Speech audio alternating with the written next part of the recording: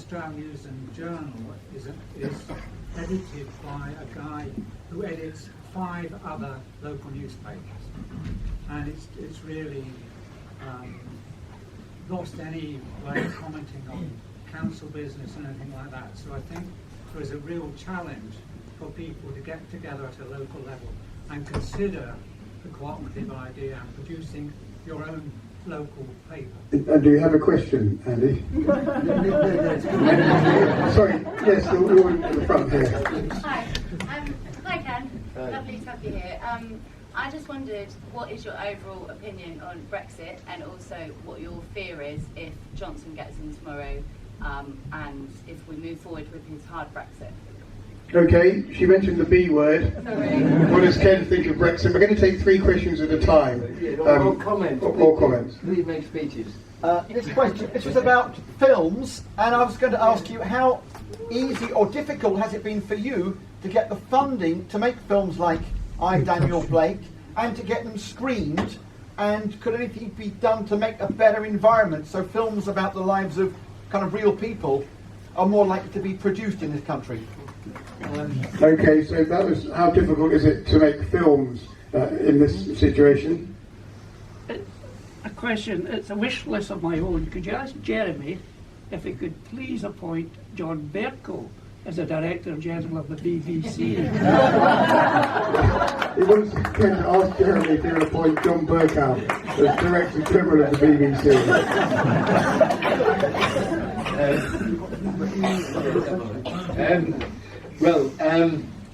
Brexit, oh God. Well, it's interesting. There's a meeting of the European left on Friday, and I guess some of us would like to have gone to that, but it's difficult to go because we'll all be exhausted after Thursday's all-night session.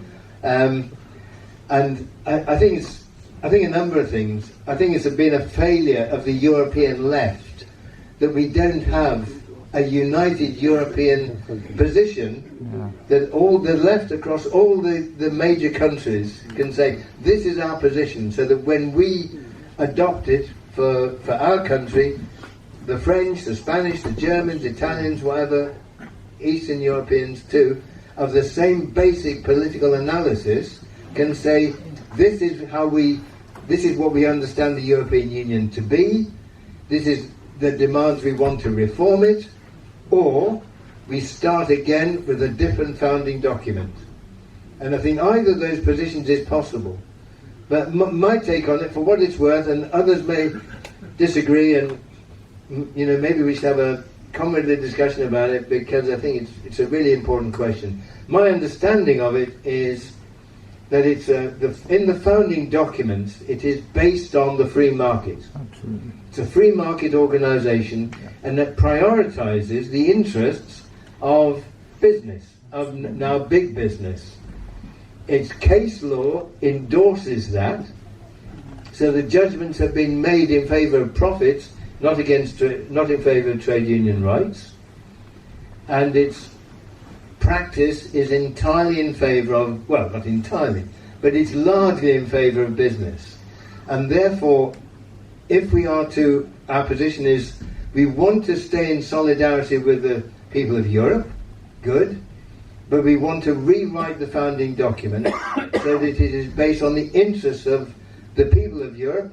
I mean, traditionalists would say the working classes of Europe, or the working class of Europe, and we equalise our economies so that we don't have people desperate to make a living coming from countries where they can bear, where that is very difficult. Because that's what drives immigration, is when people, not people wanting to travel for study or for experience, but people desperate to get an income that they can send back to their families so they can survive. And that's absolutely understandable. But if it were Europe for the people, then the economies would start to be equalised now. So that there people in the East, their wages are raised, and we pay a fair price for what they are exporting, and they pay a fair price for what we're exporting. So there's a balance to it. And we live as equals, not as countries in the West, demanding cheap labour so that we get PhDs coming and serving coffee in our coffee shops. That's not a European Union. That's a Europe of exploitation. So I think I voted to remain, but to reform. But I wish the European left would spell this out so that we could you go across Europe and we all agree. And I suppose the other thing, there was something else I was going to say about it. I think that's it. I can't. That's the other thing that's getting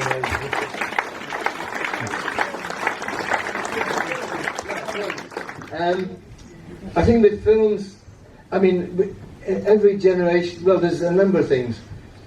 We were very lucky, my lot, and people like Mike Lee and Stephen Frears, we're all of a certain age, and we all came in the 60s at the BBC, where the management haven't quite realised what a good medium it is, and they weren't micromanaging us, and the head of drama didn't know what was going to be shown until that day, and we said, "This is it, do you want to see it?" And he said, "Yes." He said, "That's not too bad, put it out." And that was it. Whereas now, everything is micromanaged, the scripts goes to mincers, the casting. I was talking to a casting director who works with us, and she said the decisions about who will be in a film at the BBC now are so need to be known and approved by so many layers above the actual production. People are going to make the film, and she was phoned up one night by the head of Drama England or some such comic title to want to know who was the actor who was going to play a part that had 3 or 4 lines. And this is crazy. This is crazy. Because it means you can't work, No one can work. And it's worse for writers whose work is, and it's mainly about writers. Films depend on writers. They not directors. Writers are the heart of every work. And they are forced into series, genres, horrible words, formats. So it's got to be a cop show, it's got to be a this show or that, or vet or whatever, or doctors or... it's got to be a format, and that stamps the originality out of writers. I worked with amazing writers, like Jim Allen and Barry Hines and Paul Laverty now, and a few others, and they just saw the world in different ways, and put them in Jim Allen, he began in Coronation Street, and he got fed. He was a diversion, but he was a brilliant guy. He'd been a miner, a dock worker, and a building worker, and he used to join building sites in order to recruit people to the union.